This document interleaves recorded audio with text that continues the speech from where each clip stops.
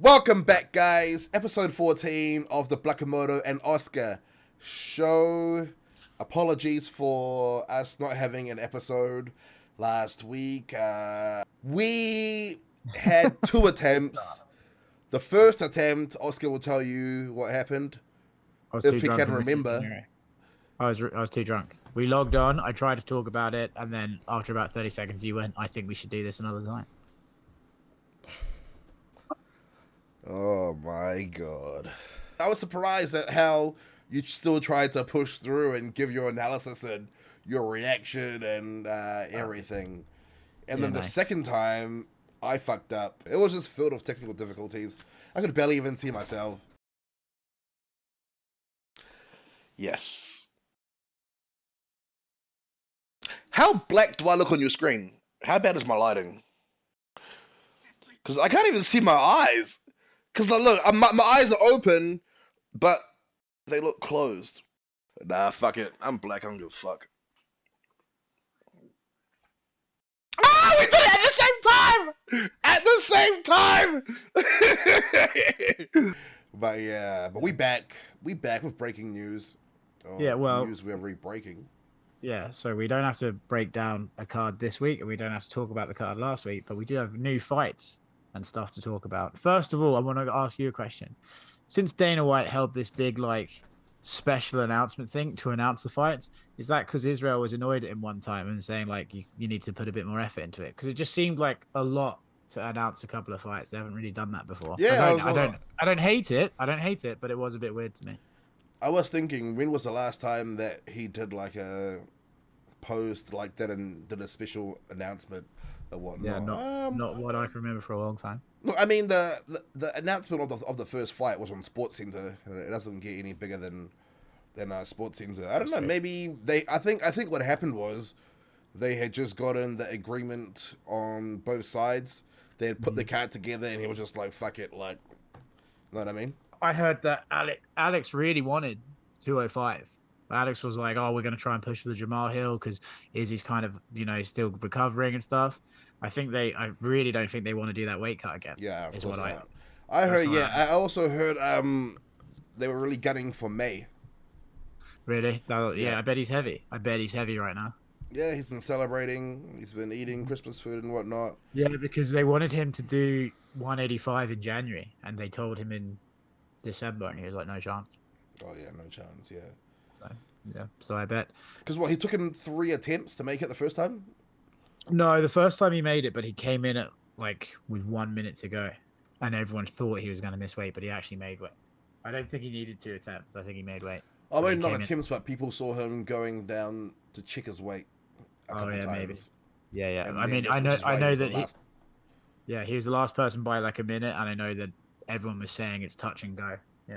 Basically comes down to how lucky he gets on the scale that they're measuring it. But yeah. So we're all on for April. I like it, man. I'm really, really surprised Khamzat versus Rob is not co-main. I really thought that made all the sense in the world. They've told Rob they wanted him to fight in April. Khamzat seems a bit big right now for 170. I'm really surprised they didn't announce that for co-main, and then you'd have a backup. I'm really shocked that wasn't co-main. Could be a fight night. No, but no, they wouldn't put Khamzat on a fight night. They would if it was like an ABC card in Sweden or something. Yeah, that's just true. But I don't think there's. I mean, an ABC card in any location with Khamzat and Whittaker. Yeah, but I don't think there's one for a while. I think there's one. The next one's in summer, I think. So, I don't know. But I don't know, because that Rob would not want to wait till May. I think even later than that. I think it's like June or July or something is the next ABC card. So. Yeah, no, I mean, but because Rob was gearing up for what, February? Yeah, Rob wanted February, and then they told him April. I can't imagine they're going to be like, actually, maybe May. Rob's going to start getting pissed off. You know what he's like. So, by the way, justifiably, he was meant to fight in February. He's going to cancel his Christmas. Yeah, This is what I'm thinking. Why can't he be on that card? If I was Rob, I'd want to be on that card. Or maybe they could do a late announcement, something you know what I mean? Another way to hype it up. And they already, the reason why I thought they might do that, but if you think they already specified that Gilbert and Jorge is co-main, they already made a point to say that's co-main. This is true. So, This is true. Yeah. I mean, the only thing I can think is like maybe like that's got Rob versus Han. That's got to be 5 rounds, right? And then so maybe they want it to be a main event. Fucking, I'm in camp as well. I went to the gym. I made it a point. To go to the gym this morning because I was a little last night, but Respect. I went to the gym for the first time in a long time the other day. It was all right. I'm going to go again tomorrow morning. Nice. But yeah, my initial reaction, I knew that's what Izzy was gunning for, so I wasn't surprised or anything. But yeah, he especially after him watching the Glover and Jamal Hill, especially when they were wrapping the belt around Jamal. I know he's been fired up, but he had to take care of a couple of niggly things. But now he's back training. But the fire has always still been there. Like, yeah, I mean, it was obvious from the moment he left the cage that it was the rematch he wanted, right? And yeah, so I think it was pretty obvious this was the fight they're going to make. I also think much like Kamaru versus Leon, this is a massive fight.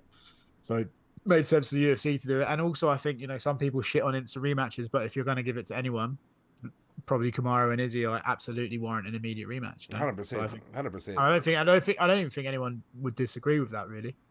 No way. Well, but also with how the first fight went, like, yes, it's 03 or whatever, but if you add up all the rounds and see who's won what, know what I mean? Well, like because everyone remembers the fight, the last bit of their fight in November. Like, everyone seems to forget at the end of the first round, Alex was out on his feet. Like, Izzy had him so badly hurt at the end of the first round. So I think, it is wild that he's got the victory 3 times, and like 2 of those in a similar fashion. Yeah, but, as you said, it's just a weird matchup, right? It's exciting. It's clear who the better fighter is, but Alex's ace in the hole is his durability. Yeah. And then his knockout power. Because knockout power, you have to find the target and you have to, land. Yeah. And if you're highly of a striker and have highly of a striking defense, it's going to be hard to land the target clean and put someone like, Izzy away, like Alex has put out opponents in earlier rounds. You know what I mean? Yeah. But it's also interesting. Yeah, cool. So I was just going to say, it's another thing that you got to give Alex is that most people who have knockout power tends to fade as the fight goes on, right? Like, you don't really expect a guy who can knock you out in one punch to be able to do that late in the 5th. Alex does seem to carry that late into the fight, so it's a bit like a Wilder thing, right? Where he's got to be perfect for the whole fight, but he is the sort of guy who can be perfect for the whole fight. It's just it's an interesting matchup. I mean, for you, who someone's involved in it, do you think much has to change tactically? Do you think much has to change mentally? Do you think training needs to be different, or do you just think it's a case of like mentally it's fine. Training camp, oh my god, their last training camp, we discussed it on here how brutal it was. If they really stepped it up. Everyone was in ridiculous shape. You saw the shape Dan was in, you saw the shape Carlos was in, Brad was in. They really stepped it up, and they're making that the new benchmark. That's the new standard. Mentally, you saw it out in the content that we were making, how bad and how, even with how the fight went, Izzy didn't really take his foot off the gas. Like, to fight Alex, someone like Alex for 5 rounds, you have to be there mentally and be able to, combat his brute forceness. So but I just think it's slight adjustments in the game plan. But like I said before, you've seen the fight play out 3 times now, and technically, skillfully, who the better fighter is. But Alex's ace in the hole is his durability, and also he's got great fight IQ. Someone that's got great footwork and mobility, like Izzy.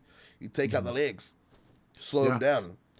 Yeah, his knockout power was good, but as you saw in the fight, it was Izzy's inability to move that cost him the fight.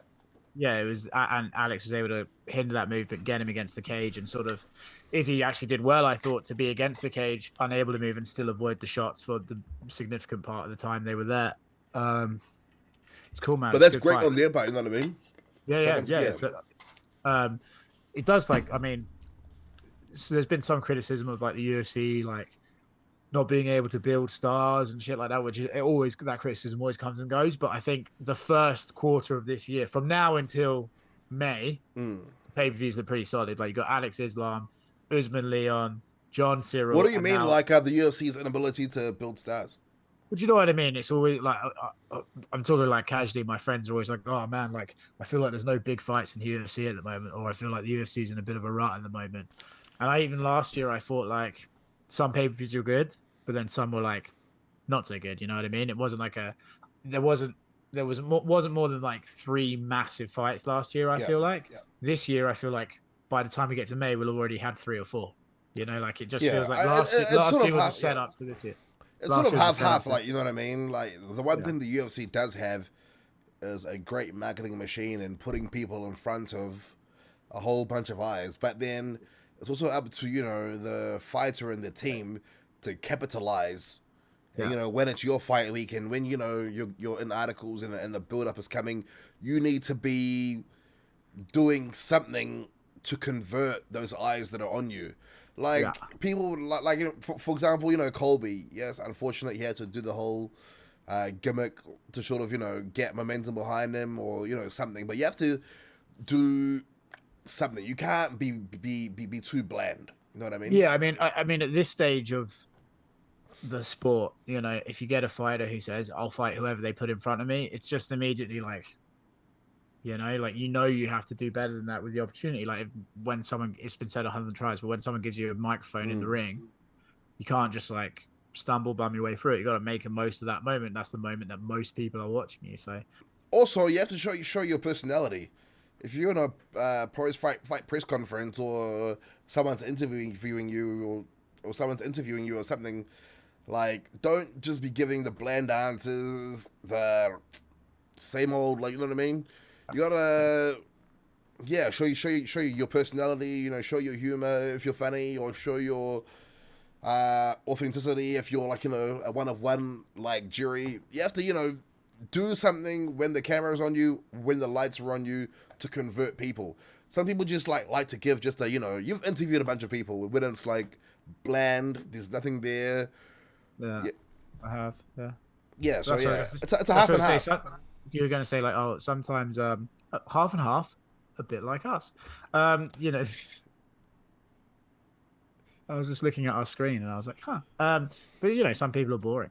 I guess that's the unfortunate reality is like some people are boring. Yeah. So, you know. But yeah, I feel like some people, maybe boring when they're on camera and they're introverts.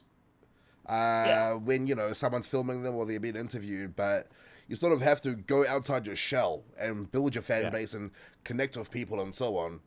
But yeah, go on. We obviously it's too early to do predictions and stuff like that. But what's your immediate reaction? Like, are you excited for the fight? Are you nervous? I'm excited. The most stressed I've been was for the last fight. Yeah. So how about the rematch going to be? I mean, the worst thing happened already. You know what I mean? So we've gone through that door. Fair. Oh, man, so close, but yet so far. Because I remember, like, I thought I was going, like, I don't know, I thought I was going to, like, fucking pass out at some stages. Like, there's been a couple of fights. There's been a couple of fights, even before I was, like, but there's been a couple of fights where I really thought I was going to have a heart attack. Like, I actually was sitting there, like, oh, my God. Yeah. I don't know why. One of them was Izzy versus Jan Blachowicz. It was just so fucking tense in the Apex. I remember to be like, oh, my God. And then Khamzat versus Gilbert as well. I literally said someone's like, I think I might have a cardiac arrest. Yeah. My peak one would have been prior to the Pereira fight. Would have been the Gastelum one because he got like dropped in the first round, and I was like, you know, we're early in the first 4 more rounds to go, and then the fight developed into what it was, and I was just like, yeah. But in this one, it's tough. I remember I was standing there, and my heart was just. Doosh. I'm just like, calm the fuck down. But then the fight was going our way, and everything was going our way, and then, but yeah, this next one, as I said, we've walked through that door. The worst thing happened. We go again, but yeah, I don't think I would be as nervous now that we've gone through. We'll see, mate. It's a long time till April. You'll fucking get there again. But that's how I'm feeling like at the moment. Yeah. It'll still be tense on fight night and whatnot, but. what about co-main event? You got Jorge versus Gilbert. Gilbert doing a quick turnaround from Rio. I love the fight personally. Haven't seen Jorge for a while, obviously with the old Colby stitch. What do we reckon? Gilbert does what he did to Magny to start the fight. Wow. Start the fight. You think so? You don't think Gilbert's going to come out and be like, I can fucking brawl with this guy? Depends on what his wife says. Random? Why? Did you not see the story? Clearly not. Just before the fight, his wife was like, "I don't want you to bang. I want you to go take him down and get a quick submission." And then Gilbert said that because she is also a black belt, he followed her orders. Well, which is a cool story. But by the time that is a cool story. But by the time Jorge's finished with his press conference stuff, maybe she'll be like, "I want you to go out there and knock this cunt out." You know, this is true. But I feel like Gilbert, because he's been close, you know what I mean, and he wants that title shot, and he wants to handle business. And I mean, Jorge's kryptonite is wrestling, and he still can, make it. He is, man, but he's good at he's I know he's like, good. He's good. If Gilbert came out and fought him like he did Wonder Boy, where it's just like clinch against cage, that could beat Jorge. But I think Gilbert fancies a bit of a ruck every now and again, and I think like this one could be a bit tasty. I think. Yeah. Don't know. But because it would be a shame if it wasn't. Gilbert will use more of his fight IQ because he's very close to another shot now, and Kamaru may or may not be champion. He's got a good shot at fighting Leon since he's already fought Kamaru. So now it could be a time to we put the egos aside. We need to get this W. We need to get this title shot. Khamzat's going up. You know what I mean? There's a door opening there for Gilbert. So I feel like he's gonna be in that. There is, but and this is just the way the fight game works, right? Let's say we get to the beginning of April, and then they announce Colby versus Bilal for May, or Khamzat versus Colby for May. If you're Gilbert, you have to get a finish. Then you have to and a good one, because then they'll give it to Colby. If Colby let's say Leon beats Kamaru, then they'll give it to Colby, right? Yeah. And if Jorge on the other side, if Jorge beats Gilbert and Bilal beats Colby, they're giving it to Jorge. Do you know what I mean? Because Leon versus Jorge's there. So, it's a tricky one. Like, you don't want to have a 3-round decision win, I think. Yeah, but a strong game plan is to get Jorge tired. Yeah. Get him, like, so you saw how tired Jorge was against Colby. Yeah. You make him wrestle, you get him tired, and you finish him on the feet. Yeah, but Kamaru knocked him out standing up. They both didn't wrestle. That's all that fight. Gilbert hits hard, man. But I'm curious to see where Jorge's at. I really didn't think Jorge looked his best in that Colby fight. I think I couldn't work out how much of that was a little bit of age, how much of it was like he got poked in the eye and was immediately wrestled for 5 minutes. So it's like he never even had the chance to get into the fight. I'm curious to see like how he'll look. I actually don't mind Masvidal. Like, I know a lot of people have switched off him, but he would be good to like him and Leon needs to happen. Do you know what I mean? I guess like if Kamaru wins in March, this is cool, all kind of a moot point. Yeah, and it's also momentum. Like you hear a lot of fighters talk about. Gilbert has, even after losing to Khamzat, his momentum is still true. was on an upwards trajectory. Yeah, but I mean, if it's like we don't know what's happening with Khamzat, but if he's still at 170, then I don't think so. But yeah, I feel like he looks very big. The door's opening, and it'll be time for the fight IQ to come out and win this fight against Jorge systematically. Grapple, get him tired. Finish him on the feet and secure your title shot. And it'll be after Kamaru versus Leon too, the fight date. Yeah. So that would be settled, and if Gilbert can come out and have a nice finish and whatnot. Yeah. You know how it would be. Yeah. It's good stuff, man. It's like that division, like kind of that welterweight division, has often sort of got stuck. And takes a while to sort of unpack, but like with this fight, if Colby even wants to fight, like it's starting to sort of clear up a little bit. It's cool. Yeah. But then also, you never know, if Kamaru beats Leon, they might just do another fight for them. You know what I mean? Like it's the trilogy. I know they fought already. I know they fought already, but I could see like, well, that the first one was years ago. But if Izzy beats Alex in April, do they do a trilogy right away? When? I want it to be respectful to Alex, but okay. When Izzy beats Alex, do you think they do a trilogy, or do you think he fight someone else? Depends on if he wants to make the weight. Yeah. I know Izzy would want a trilogy because he always talks about beating him twice. But I don't know. Izzy likes fighting frequently. I guess what? So if that was April, probably you could see them doing it in November, back at MSG for the third fight. Not November. Izzy would want to fight July, and then after April, July, April, May, June. There's a card at end of July, isn't there? Yeah, I think there is actually. Yeah, there's 2 pay-per-views in July. I mean, if he comes out unscathed and whatnot, like, you know what I mean, or relatively unscathed, like he doesn't like to sit around. 3 fights a year is always his goal. Well, it's actually funny. I was saying when this fight got announced, I was like, dude, the dude fights all the time. It's fucking unbelievable. Hold on, my door just opened. That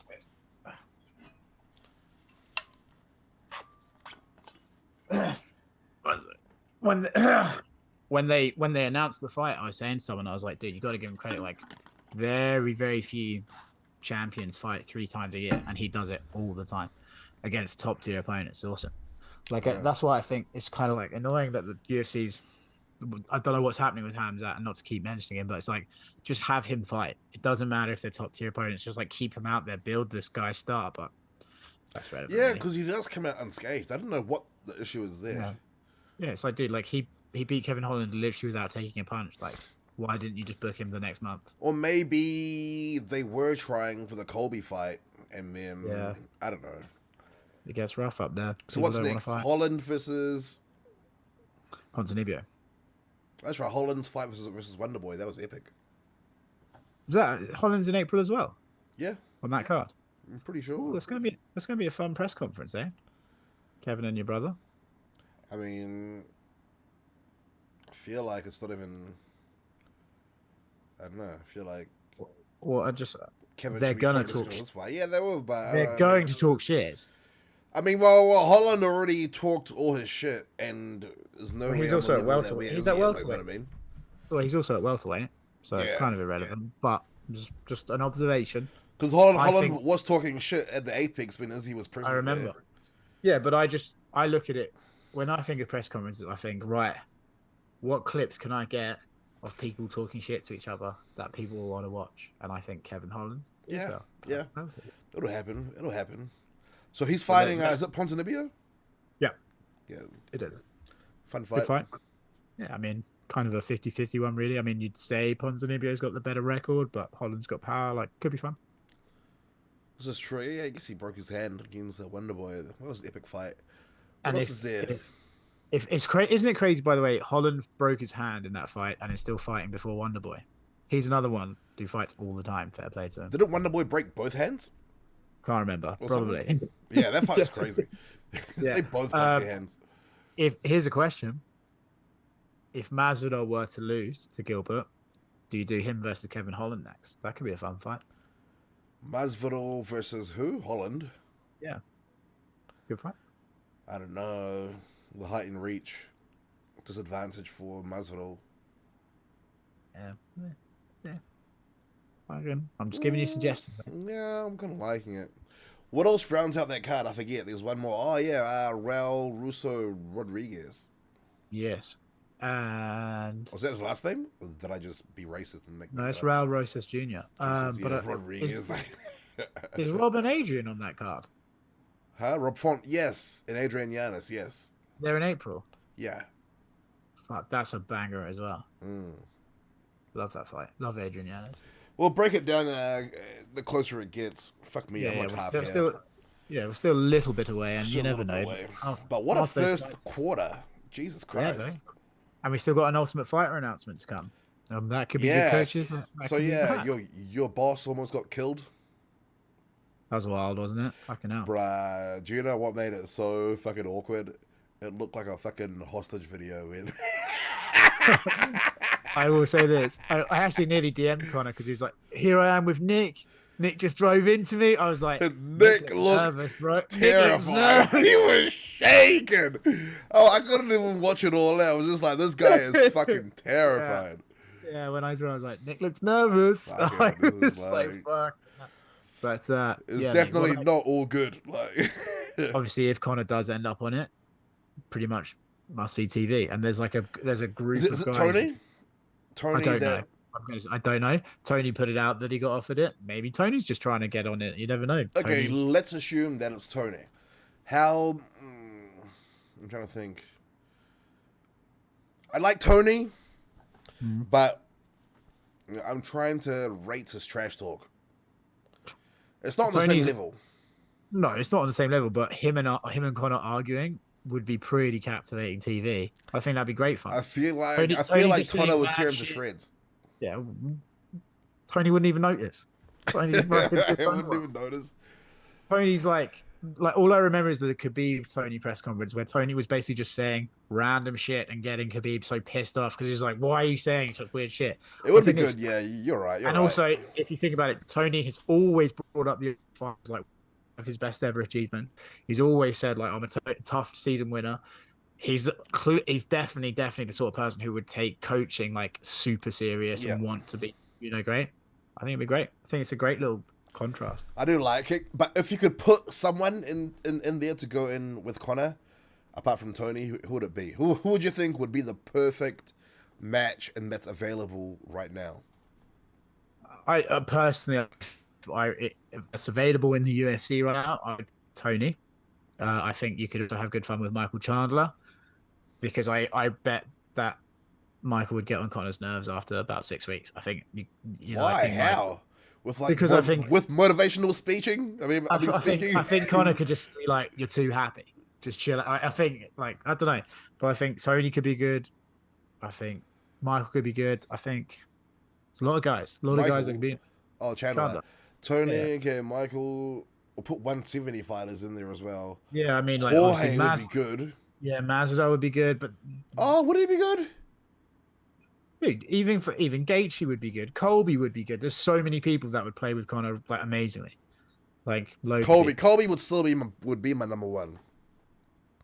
I think that would be interesting because then I think Colby's like rehearsed lines compared to Conor's like natural lines. That would be the perfect combination, I reckon. Yeah. Look, mate. I'll take Tony though. I'll take Tony. I think we'll take it all. I don't know when they're going to start filming it, but I imagine soon. So hopefully we get an announcement. That's what I thought Dana's announcement was the other day. I don't know that Conor's in TUF, by the way. I'm just reacting to stuff, but I thought that might be what Dana was announcing. Yeah. But yeah, like, mate, get that. Power slaps doubling in viewers every week. It's going to be like fucking sports.